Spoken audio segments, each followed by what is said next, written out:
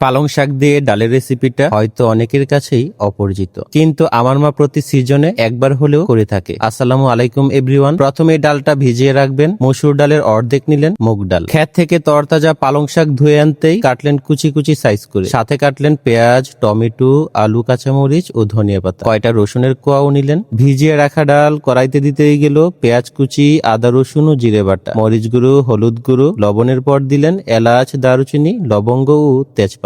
Tomato, কাঁচামরিচ, আলু পড়তেই সরষে তেলে মাখা শুরু। মাখামাখিতেও লুকিয়ে আছে ডালের আসল স্বাদ। এরপর চুলায় বসিয়ে বেশ কিছুক্ষণ কড়াইতে লেগে যাওয়া পর্যন্ত কষাতে হবে। ভালো করে কষানোর পর দিলেন পরিমাণ মতো ঝোল, না ঘাড়ো না পাতলা, অনুমানটাই আসল। ঘুটুনি দিয়ে মিশিয়ে দিলেন কুচি করে রাখা পালং শাক। বাগারে রসুন চেঁচো করতে করতে দিলেন ভাজা জিরে গুঁড়া। এরপরই পালা ভাগার দেওয়া। সরিষার তেলে শুকনো মরিচ টেলেই দিলেন চেঁচো করা রসুন, তারপরই গোটা জিরা। ডালে বাগার পড়তেই যা গ্রান বের হলো বলে বোঝানোর মতো না। সবশেষে ধনিয়া পাতা ছিটালেই পালং ডাল প্রস্তুত। আজকের রেসিপিটা কে কে খেয়েছেন কমেন্টে জানাবেন। ভালো লাগলে অবশ্যই শেয়ার করবেন। আর যারা এখনো ফলো করেননি প্লিজ ফলো করবেন কেপিস কুকিং ব্লগ।